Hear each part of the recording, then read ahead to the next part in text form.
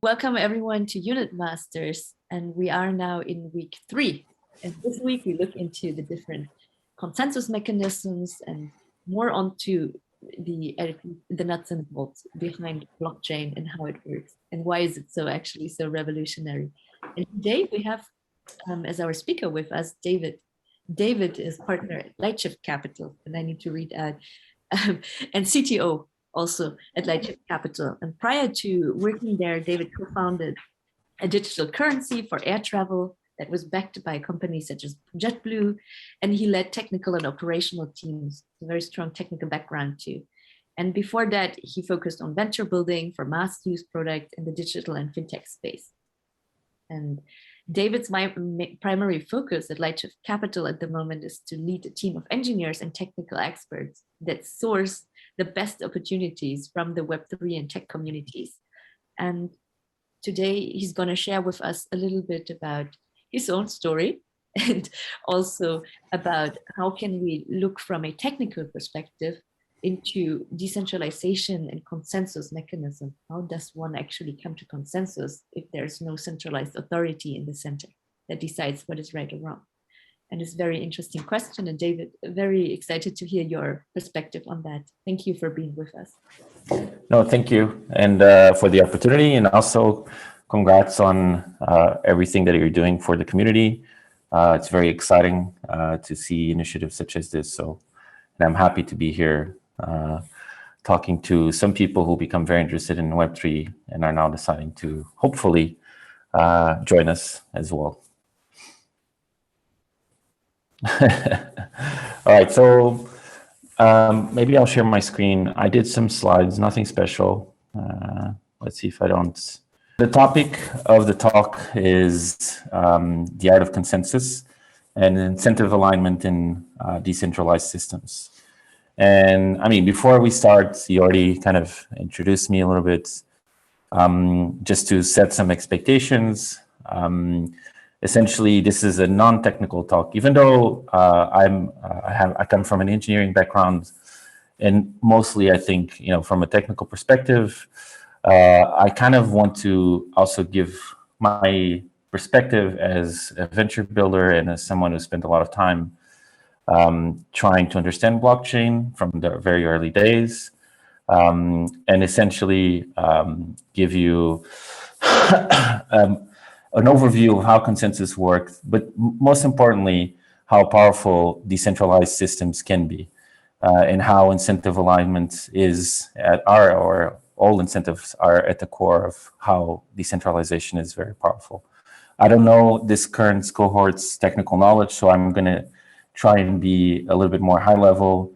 But at the same time, if after the talk, someone feels like they could have learned a little bit more from the actual technical or the underlying mechanisms of consensus in blockchain in general, I'm very happy to schedule a separate call where I can go over the technical details of blockchain and consensus, at least from getting the basics, right? I think if you've not kind of dabbled into the technical details of how blockchain networks work, if I'm sure this is probably part of the reading, or at least a suggestion, or maybe it's not, I don't know. But I would say that the very best book to start with is Mastering Bitcoin, which does have some quite technical parts to it. But the general explanation of how blockchain works and the potential as well of the network itself is very well explained, and it's a book that is free, is on GitHub, and it's constantly updated to essentially reflect the evolution of Bitcoin.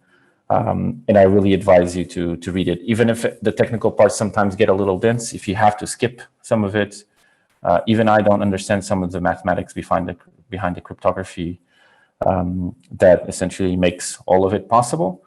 But yeah, that's my main advice. But very happy to do a kind of a separate, or maybe have a Telegram group, I don't know, Yip, where I can answer some questions, and then we can schedule a separate one.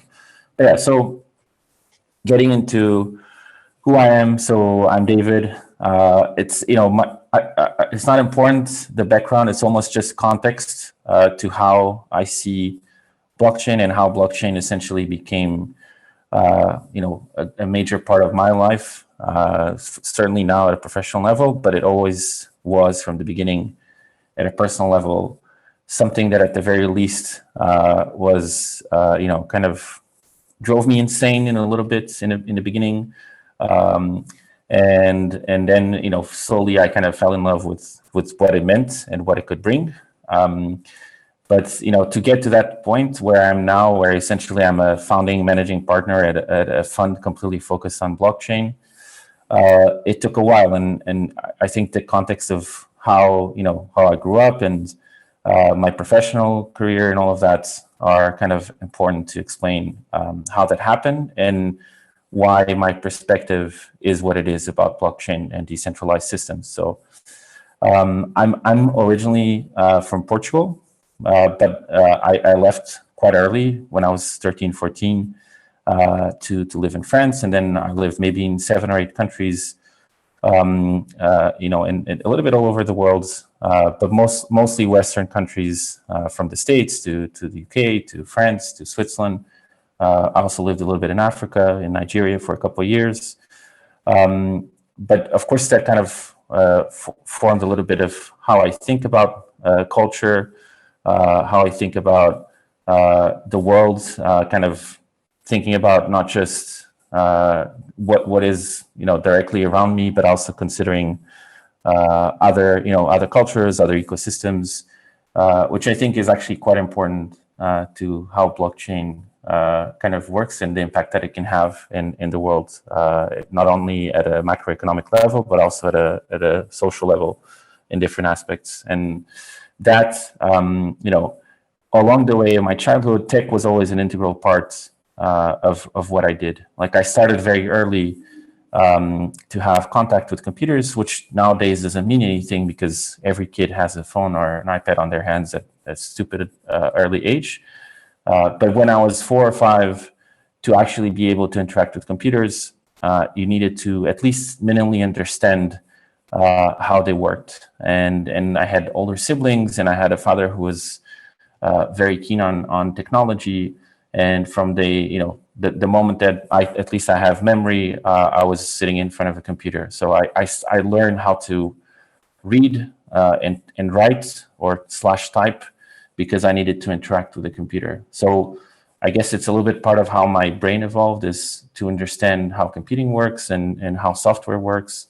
And it was just at the dawn of international networks. So even prior to the internet, or not the internet, but the internet's available to the general public in the early 90s, I was already kind of engaging in networks.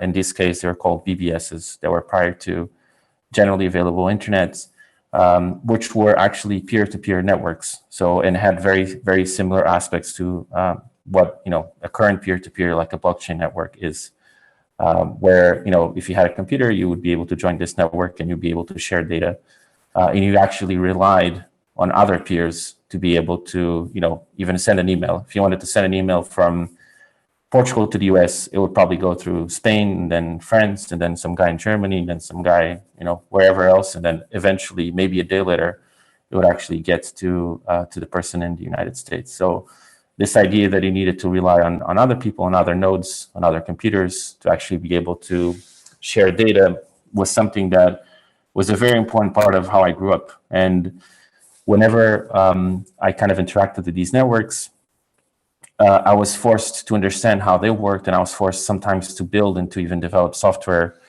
or at least to adapt software to be able to essentially be a part of these communities. And a lot of these communities, of course, were super tech-centered because, to be able to join them, you needed to be tech-savvy, which, kind of also created an exponential situation in terms of learning for me and self-teaching about technology in general. So actually, at the end of the day, I became an engineer because I was self-taught. So I didn't actually study computer science in school. And by the time that I was 16, I was starting my first tech company. So all of this was because of my upbringing and how I kind of evolved into, I guess being a part of technology and internet and all that. And then as soon as the internet started becoming a big thing, it became very obvious that it was, a great place to start a business. So my first business when I was 16 was essentially a server virtualization business where I convinced some adults to give me money to buy servers and to co-locate them in different data centers, and then I would kind of partition the servers into smaller bits, and we rent them out per month, almost like kind of like a very crude version of AWS. Of course, this business, it didn't fail completely, but I didn't actually make a lot of money. But it was probably the most transforming experience for me in terms of my career, where I understood that's exactly what I wanted to do the rest of my life, venture building. So I ended up going to college, but it was a very bad experience for me because I was not really fit for the academic world, because I spent all my life learning by doing and kind of self-teaching and interacting with other peers to get my knowledge. And I decided against going to a computer science degree, not because I didn't think I couldn't learn anything. I certainly could, especially more in the scientific side, maths and all that, which can be quite useful. But since my objective was always to continue venture building around computing and decentralized systems and distributed computing, all of that, I decided to, do something completely different. So business administration. And, I did 3 years. I finished, some random associate's degree, and then I kept moving on because I always had companies throughout my college years. And actually, I came in contact first with blockchain in around 2010. So kind of the beginning, the white paper. And the reason for that is because a lot of my, I guess my peers or my friends / colleagues, let's say, were, security guys, distributed system guys, kind of like also, these guys that were counter system, or that were already defending the idea of privacy, and that you have to be an individual and all of that. And it was quite interesting because a lot of the motivation behind these people was almost dogmatic, right? So the reason why they were doing this, the reason why they were essentially engaging with blockchain and Bitcoin and other technologies around, was because they were almost like against the system in as a whole, and I understand that, and I kind of almost respect / agree to a certain degree, but I was always very I was always a little bit hesitant to partake in the dogma, let's say, because I believe more in the vision of, we have to fix things, but we need to think, in a more constructive way. Of course, Bitcoin and blockchain, I think, are very constructive ways of essentially fixing what's wrong with the world in general. But I was not convinced, for example, that Bitcoin was going to be, the currency of the future, right? And I still don't think that's the case. And a lot of these people in the beginning, to them, only Bitcoin existed. And, it was going to solve all the problems in the world, and I never believed in kind of, ultimate solution. So I was very resistant for a very long time to actually partake. I played around in the beginning. I did some mining in the early days where GPUs, so graphic cards were still not used. It was only CPUs initially. And I have no idea where those hard drives are. So I'm sure if I find them, I'm going to be very happy. But it took years for me to actually start engaging with the blockchain community on a daily basis, right? I always had almost, let's say weekly, I had discussions about it, especially what it could bring in the future. But I always felt like the technology for a very long time, maybe until 2014, 15, that it was not mature enough to actually, really be consequential, let's say, I think is the correct word. So it was almost like a hate-love relationship, and I absolutely hate the speculative side of these currencies or blockchain, what blockchain brought at the time with currencies, and now it still exists. But over, especially over the past few years, and with Ethereum coming on, it completely changed the industry, where essentially now you're able to build very interesting things with blockchain, and slowly mainstream, or most people can take part in it, and that makes a very big difference to how I saw blockchain. So, but it took me more than 10 years to actually fully dedicate my professional life to blockchain. Only essentially in the past couple of years that has been the case, especially with Lightshift.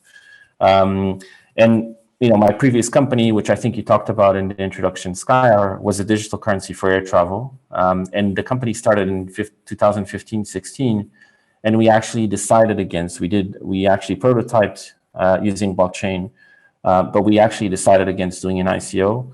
And we kept it centralized. And the reason at the time was because I actually believe we could raise a lot of money, especially with JetBlue behind us.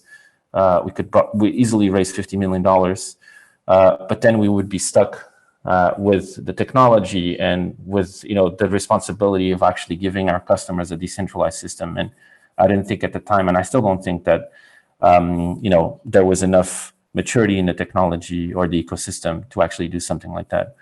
I mean, with COVID and all of that, that company actually, wasn't doing very well. So that forced me to also find a way to essentially kind of turn what I was doing around and actually join blockchain, the blockchain world fully.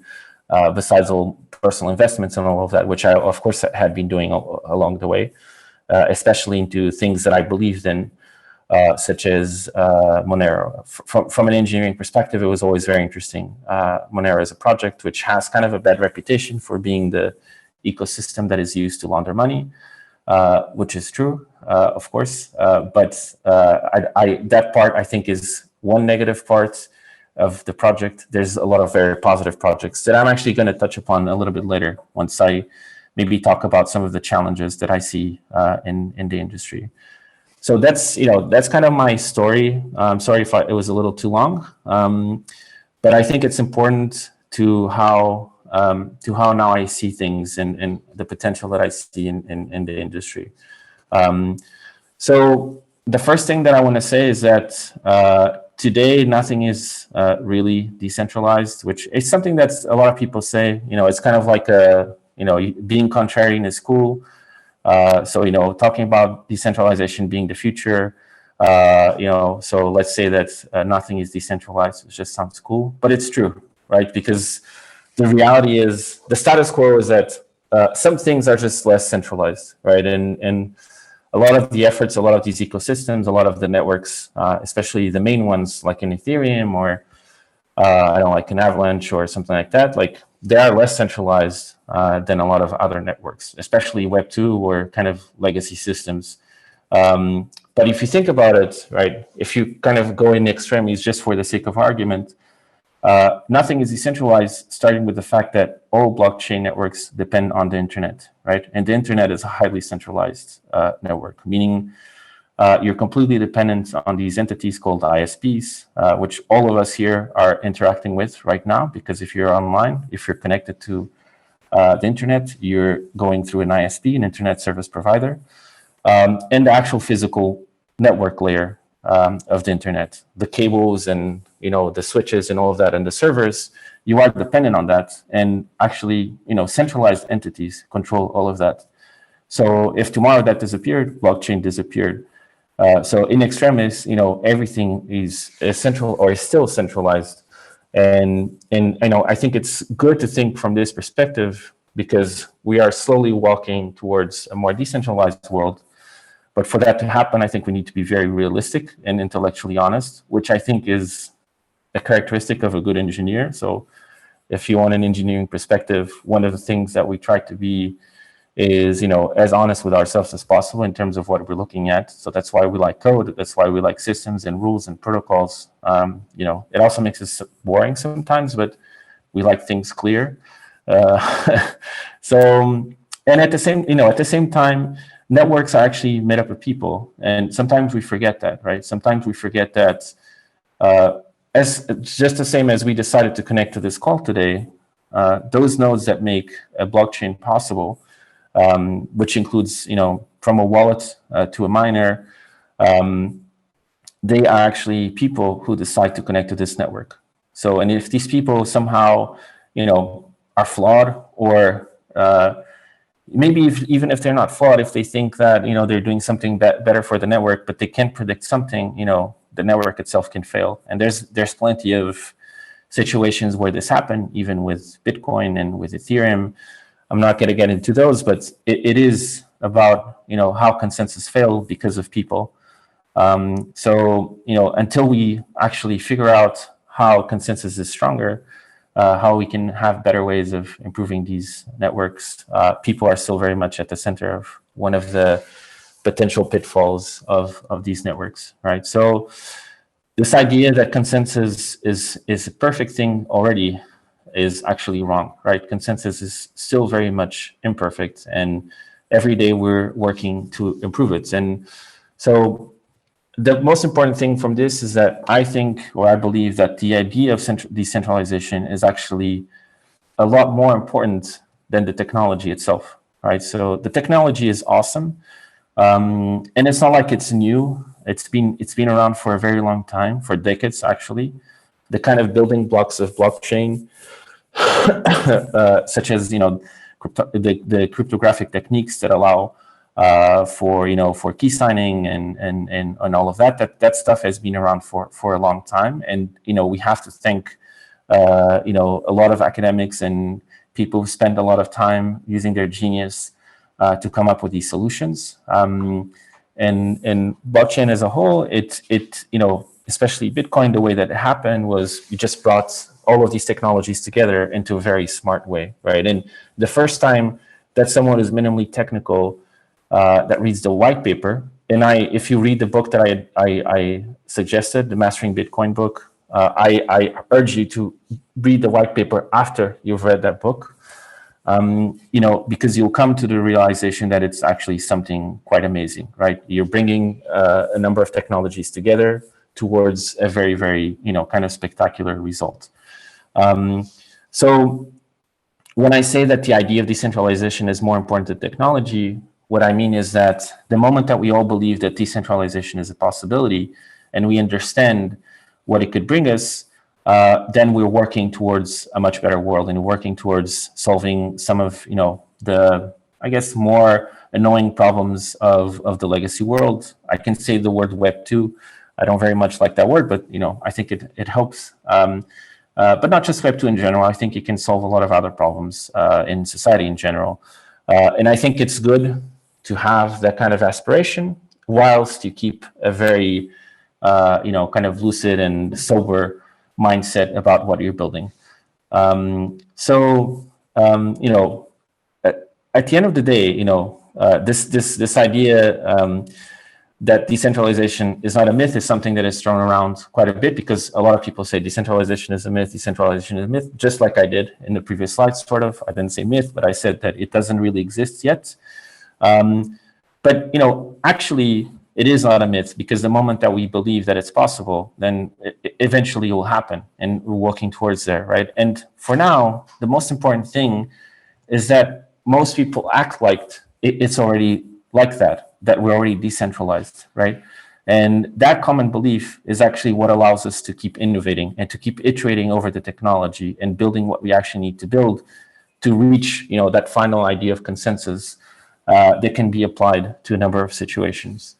And this, I believe, is a very powerful kind of way of thinking, because I think it's what leads human innovation as a whole, is a common belief and work towards the same goal at the end of the day. And this is not a kind of an uncommon situation for big leaps, right? In terms of technology, in the beginning of the internet, there were also a lot of common beliefs that allowed it to grow and grow very fast and grow in an imperfect way. So it's essentially, I can give you a very direct example, which is for a very long time in the internet, I would say maybe the first 10 to 15 years, most communication was actually not encrypted. So for example, if in 2005, and I guess I don't know how old you guys are, but I'm old enough to have been in college around 2005, 2006. And if you connect to a Wi-Fi network then, pretty much all the traffic that was, going through that Wi-Fi network was open to the eyes. So with, if like a 10-year-old could open their computer, connect to that Wi-Fi network, and start tracing packets and reading those packets. The packets are going back and forth, packets of data, essentially. And he could now be reading the conversations that you were having on MSN or, I guess the equivalent of WhatsApp back then, or IRC. And people, they were okay with that because most didn't know that was the case, right? But even when they knew, they're like, oh, okay, but who's going to really do that, right? So, and that's an imperfect scenario, right? Of course, nowadays, over time, most communication on the internet and networks in general is encrypted. And one of the reasons why this is because we also have a lot more computing power now, which actually is a similar problem that we have on blockchain, right? Because it was actually too costly for servers and for computers in terms of processing what was needed to be processed to encrypt a lot of these communications. To do so. And for a very long time, if you notice when you open a browser and you go to google.com or whatever you go to, 15 years ago, it wouldn't automatically be HTTPS, which, it's HTTPS as in using OpenSSL, the protocol that allows to encrypt data, but it was just HTTP. And nowadays, if you look at any website, it's going to probably have HTTPS. And in fact, it's, most browsers would tell you when a connection is not secure, it will give you a warning, even if the certificate that ensures that connection, has some sort of minimal issue, it will give you a warning, which is completely unthinkable in the beginning days of the internet. And I'm giving this example to essentially explain that this very much still happens on blockchain, right? A lot of these chains, they have security issues that we're still sorting out. They have, resource allocation issue, right? It's a pretty big conversation about how the Bitcoin network, for example, uses too much energy, and because we're using that energy to buy security, essentially. But if every node, if every one of our computers or mobile phones that were connected to these blockchain networks were a lot more powerful, we could actually have a much more efficient network. So we're kind of walking towards that, and we're building towards that reality. But for now, we all agree that this is not really very much decentralized, and that it's not completely secure. But that's okay, because we're willing to take that risk to continue on the innovation. This is what I mean when I say that the idea of decentralization is more powerful than the technology itself, because it's what allows us to essentially innovate. So, and to me, this idea of we learn as we're going, right? We learn by doing, we learn by actually building it, and by iterating, right? The scientific method and, tech development in general is completely based on this idea that you need to iterate, right? And to iterate, there's a number of things that you can do in technology and software overall that really kind of exponentialize things, right? And the first thing, the very first thing is if you open your source code. Because if you open your source code, not only are you allowing people to validate the code, but you're also allowing people to contribute to that code. And if the person that is, contributing to that code is incentivized, to actually improve that code, then what you're going to have is, kind of an exponential model of this iteration that I'm describing, right? This idea that, you build a piece of software, version 1 or version alpha, whatever you want to call it, and it's good enough, it works, but you get a lot of learnings from the first time that you kind of put it to work, and then the second version is going to be better, so on and so forth. And iteration is absolutely fundamental to software development and technology overall. And having the code open allows for a much faster way to do that, right? And it's interesting because what decentralization does, or from my perspective, what is very, very interesting about blockchain and decentralized systems is that it's the open source model, which has existed for decades, right? All of you use code, or use applications, and the internet itself, and even Apple. Like I bet that most of you are using MacBooks right now, right? And you think that, Apple spent, billions of dollars writing the code or spending time iterating over a lot of the technologies that it uses, but actually the only reason why I really admire Apple is because over the years, they're probably the best implementers of open source technology. The macOS operating system was built upon an open source operating system, BSD. And that code, a lot of that code was written by people that were, they were volunteering to write that code because they understood that they wrote that code, they would actually add, value to the ecosystem they're a part of. And their incentive was, I guess, a lot of times altruistic. And it would be cool to to live in a world where that could be true for everything. But that's not the case. And I think that blockchain actually helps because it creates a way to incentivize all the participants to gain from improving the ecosystem. And I'll get a little bit into that and to how that is cool. So, this idea that you open source your code, plus you put it on a decentralized network where if it improves, everybody benefits from it, right? And it's a direct benefit. In the case, for example, of Bitcoin, you literally get Bitcoin back by helping the network.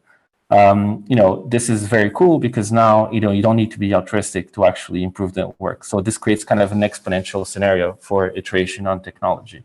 And, at the end of the day, incentive alignment and consensus, or consensus allows for this incentive alignment. So, and the other thing is that, yes, decentralization does give us a chance to replace legacy systems. And when I say this, I don't mean that it's the best solution for every scenario. It certainly is not. There are a lot of scenarios where you do need to keep things a lot more centralized. You don't need decentralized networks for everything that we build. But it's an opportunity to challenge the status quo, right? And I think this is very, very important. It's an opportunity for us to say, I'm gonna use the typical example, and I'm sorry because I don't actually kind of believe this idea, but you can go to a Google and you can challenge them on them being the leader in a specific technology, for example, right? You can tell them, no, your network is actually not as interesting as ours, and here's ours. And the way that you build that is through decentralization because you're able to give some of the power of that network back to its users, right? And that idea of challenging the status quo is an opportunity for us to replace legacy systems. Not all of them, but a lot of them. And even if they don't necessarily need decentralized systems, they're now using centralized systems and they're better from a technical perspective, but they're not good for the final user, or the end user. That's okay. We'll replace them temporarily with decentralized systems so that we can do a better job. And maybe we'll go back to decentralized, but it doesn't matter because now we've replaced the old one. We're iterating, right? And what happens in technology, a lot of times, the opposite of what I'm describing about, and I'm kind of going overboard in terms of time, but I'll try and go a little bit faster. What happens with decentralized technologies is that you're essentially able to clear some of the old stuff. The iteration that you do allows you to improve systems. And if big tech giants are kind of like huddling around the main things that are used by people, then iteration is dependent on their word and not of what the end user wants. So, and if their word is dependent on them, having more profit, then it's a problem, right? You have to trust that people are not going to want to make more money, which they will. So, or most people will. Anyways, so talking more specifically about consensus and incentive alignment, right? And again, I didn't want it to get too technical about the description of blockchain networks. To me, one of the keys to incentive alignment is the idea of a token, right? And I think Bitcoin is a very good example of that, where the consensus mechanism for Bitcoin is proof of work. And proof of work, very briefly, is the idea that to ensure that the ledger, so the distributed ledger that everybody's sharing, all the nodes that are connected, all the wallets, individuals, everybody who's participating in the network, that ledger is actually, immutable and is nobody is going to double spend from the same address and all of that thing, which I think most of you know about and have read if you're on week 3 of this course. The idea of proof of work is that you're going to use resource allocation or computing power to ensure the security of the network. And you do that by essentially people who want to make some money, who want to essentially gain money or gain benefit from improving the network, they're risking their resources to compute it's to protect the network, to ensure that the consensus, to ensure that the next block is a secure block. And the reason why they do that is they're not going to try and do a fake block or even change the transactions before, because their reward is in Bitcoin itself. And if they get Bitcoin, but then they mess up with the Bitcoin network, then the Bitcoin that they just gained lose value. So that's a very simple way of explaining why a token is so important to incentive alignment, because the people who are ensuring the security of that network are being rewarded with the currency of the network itself. So it's kind of like a self-fulfilling prophecy. And everybody who's part of blockchain ecosystem can be incentivized through tokens, right? Because even developers, when you're building a new layer one, for example, something that is akin to an Ethereum, what developers a lot of times are getting is tokens, right? And those tokens, to them, it's because they're adding code to the network, right? They're adding code to the ecosystem. And you can design, and this is what is called tokenomics, a token system where the token is essentially designed to better incentivize everybody who's a participant in the network. And you do that, and you're able to improve the health of the network by improving the actual model of the tokenomics. So you have developers, you have miners, you incentivize even participants because they're using the currency. So it's within their interest to actually keep the network safe as well, and healthy, let's say. But you also can use tokens for a million of things beyond this idea of just keeping consensus and incentive alignments. So essentially, from currency to governance, what I mean here is that yes, it can be just a currency like Bitcoin is, but a token can be much more in specific networks. It can be used to, for example, manage governance in a company or an ecosystem, or a blockchain network itself, where token holders are able to vote on decisions that need to be made to improve the ecosystem. And then and this is kind of plugging in a little bit what I do, but not really, because I think it's context to what I'm trying to explain. There are a number of trends in decentralized systems. So the number one is that capital is seemingly infinite. Essentially, anybody, I'm 100% sure that anybody on this chat, if they spent a month, building a good presentation and get a couple co-founders together, you can raise a few $1 million to build whatever you want to build. I'm 100% sure of this. And the idea that open source is king, that anybody can validate and contribute to the code. This is not completely true for every ecosystem out there, but we don't have time to explain that. And then innovation is at a breakneck pace. So actually nobody can really keep up with everything that is happening. It's completely impossible. And this is me and everybody I work with. And then there's not enough human capital. So this is why it's awesome that we have initiatives like this, right? Because we do need people, and it's not just developers.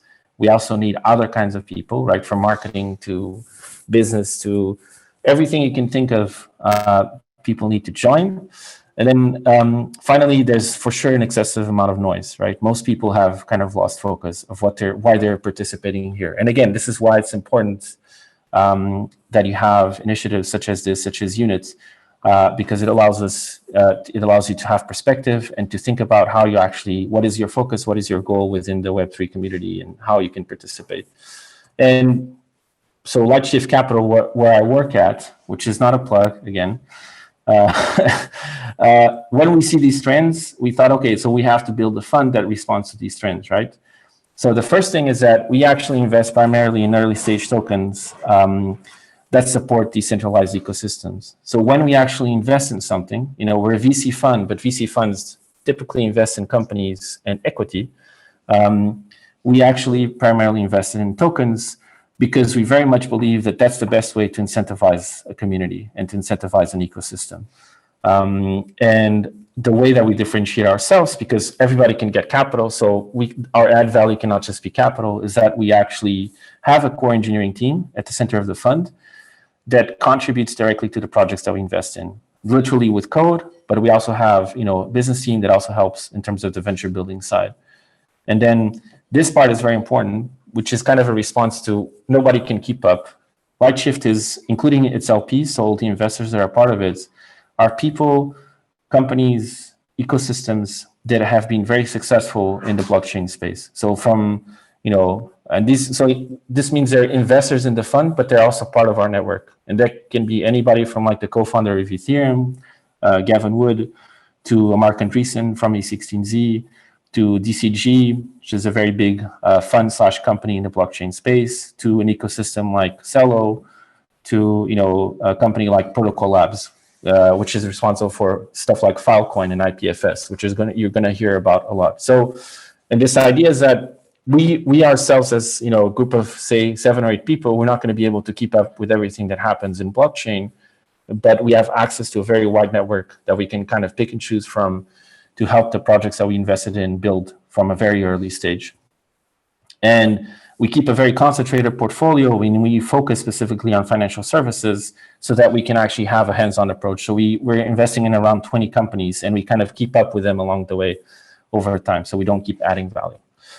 And so the final thing that I want to say is that decentralization actually redefines venture. What I mean by this is that fundraising has changed forever. So this idea that you need to go to a VC to fundraise, this is kind of like, at least in Web3, it's the end of it. You can completely do an ICO and raise from your community. It's not like you couldn't do this before, but you can do it in a much efficient and, more, I guess, constructive way. And then the idea that ecosystems are actually bigger than founders. So, excuse me. So founding teams for traditional VC are very, very important. They're kind of like the heroes at the center of everything until the IPO, let's say. And founding teams are still very important, but the best founding team is the one that is building the best decentralized system with the best incentive alignment, right? The founding team that understands that the ecosystem has to become bigger than them. It has to become bigger than the company that they originally created to be able to develop the software and the network and all of that will actually lead to the ecosystem that we're investing in through tokens, which completely changes venture forever, right? And then this idea that everybody can be an owner of that network. So everybody who invests in the company, and that can be an individual that invests $100 or someone who invests 50K, they're able to be kind of an owner of that ecosystem. And yeah, so very, very quickly, 10 seconds. I'm sorry, I completely messed up on time. So the biggest challenges is that, and I kind of touched upon some of these before, is that we can scale yet. So because of costs and transactions and all of that, like we need to find ways to scale. And that's fine because, again, we're still all believing in the common goal and the idea of decentralization in the future. And we're just iterating until we get to that point.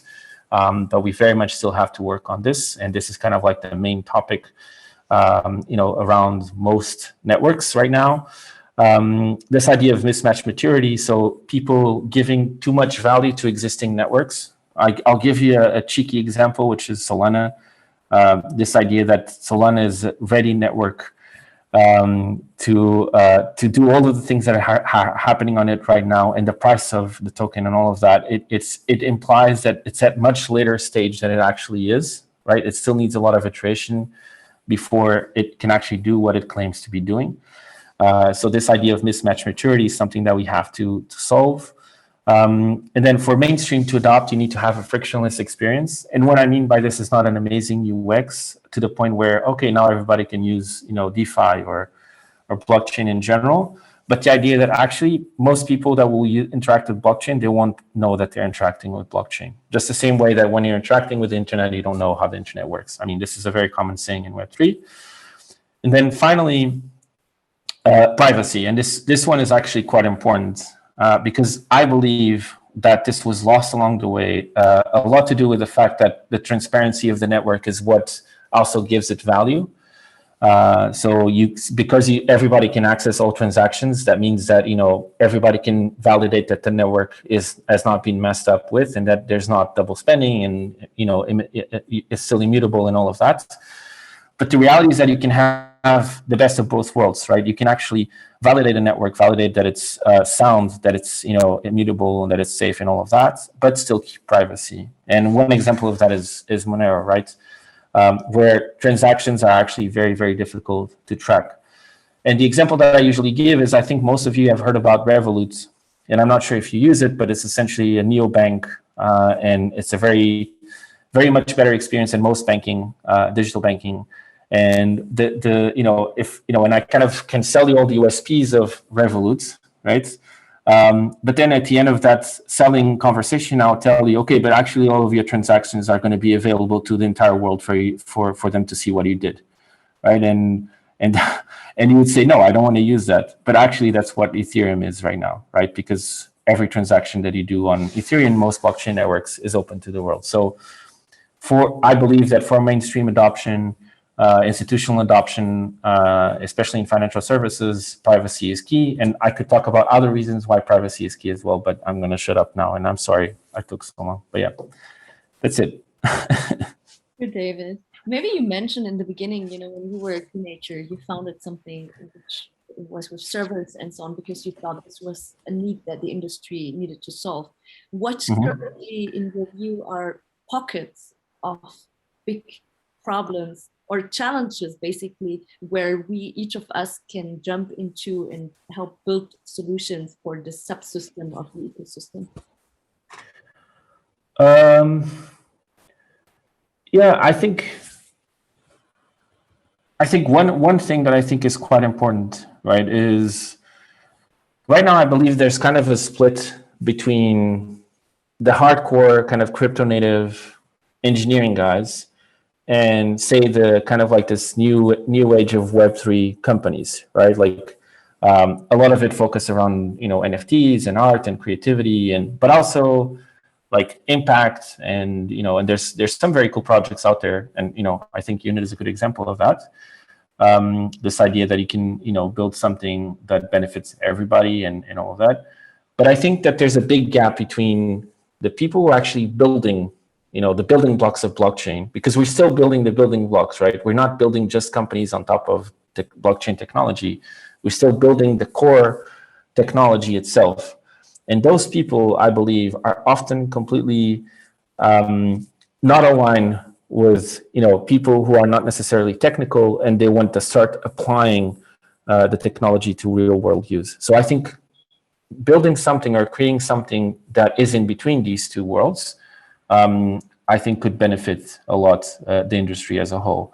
And I'm not sure what that is. Maybe it's something like Unit, right? Because okay, I'm here and I'm talking to people who are not necessarily technical, and we're having a conversation, or I was having a monologue about blockchain, but I'm willing to have a conversation as well, and actually bring these two worlds together, because that's when I think you'll start having real use cases that are kind of very, very impactful. Right now, a lot of the use cases that I see that are being built by non-technical people using blockchain are oftenly not technical sound, right? And because they're driven by people who they're not completely focused on the technology. So I think bringing these two sides together, I think actually is probably very important. Yeah, I think you mentioned the building blocks. What are the biggest 3 to 5 building blocks needed to be built?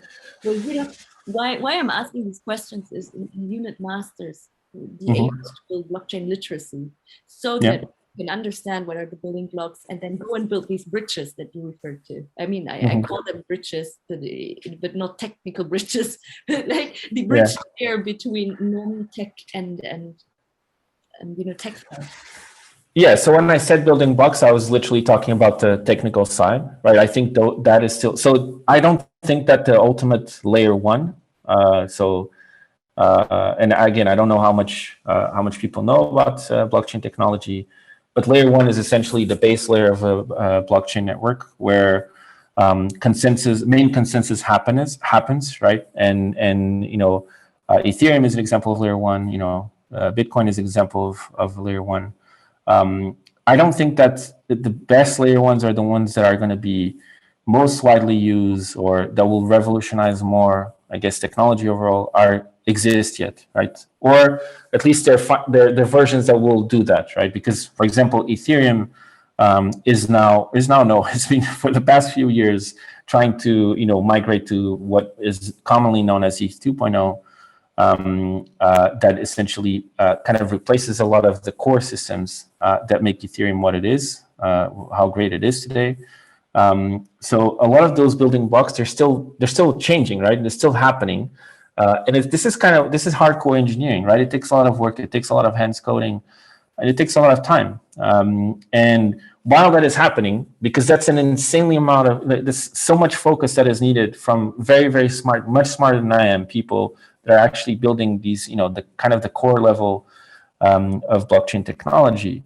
They're completely disconnected from the reality. Okay, now let's put this to work, right? So the bridges there, I actually think literacy is one of the fundamental bridges. So I think this. We also spend a lot of time trying to onboard people from Web 2 to Web 3 from an engineering perspective, right? So that we have more people on this side. But as I was saying before, I think literacy overall to bring other kind of people, like even my girlfriend, she was working in Web 2 in digital marketing. And, I was always telling her, yeah, but why don't you join Web 3? Why don't you do the same thing you're doing, but you do it in Web 3? Because I know she's good. So why don't you actually come and, join a Web3 company and you help that company, build a future on Web3? So something like that, right? And of course, she's going to this deep dive of discovering what blockchain is, and kind of every day she comes to me and is like, I don't understand anything. And I'm like, yeah, I don't understand anything either. But this is what it is. You just have to keep learning, keep learning and keep doing, and eventually you get there. And now she works for a very, very cool company in Web3. So I think that this human bridge is actually probably the most important one, honestly. Kind of creates the same culture that we had before in Web 2, where things are kind of happening naturally. We need to create that organically here as well. Yeah. What's your view about what excites you most about 2022 and the roadmap when you talk to the different projects? What are major innovations that you think will be coming soon? I mean, maybe what excites me is a little bit is boring, right, for you guys. But I'm very excited about the maturity of DeFi, because I think DeFi is still kind of a very expensive, very lucrative for a lot of people experience. But now I finally start seeing products that I think can bring value, to, I guess, to at a macroeconomic level, right, over time. Or you can start seeing far away how financial services, the financial services that we use every day, even from a retail perspective, something as simple as lending or insurance, they can migrate into decentralized systems. And so that, to me, in 2022, I think there's going to be a few products that will mature into actually being able to be used on a daily basis, and without issues. Or so I'm excited about that. I'm also excited about more, the fact that there are more privacy networks that are kind of taking main stage. And there's some very interesting projects, and I see different ways of approaching the privacy issue. And the idea of having a privacy network that also can sustain a smart contract, which is an issue right now, because Monero, again, I'm sorry, I'm using this example a lot, but you can't have a smart contract right now on Monero, which kind of hinders, okay, then it's just a currency. But of course, we want smart contracts because it brings a lot more power to using blockchain technology. But yeah, I think those two things to me are quite exciting. How about your outlook on NFT Arts, asks one of our participants? I mean, so I'm not a big NFT guy, right? I kind of just out of the bat, I would say that. NFT a guy in the sense of what it means today, right? So the I guess most implementations now.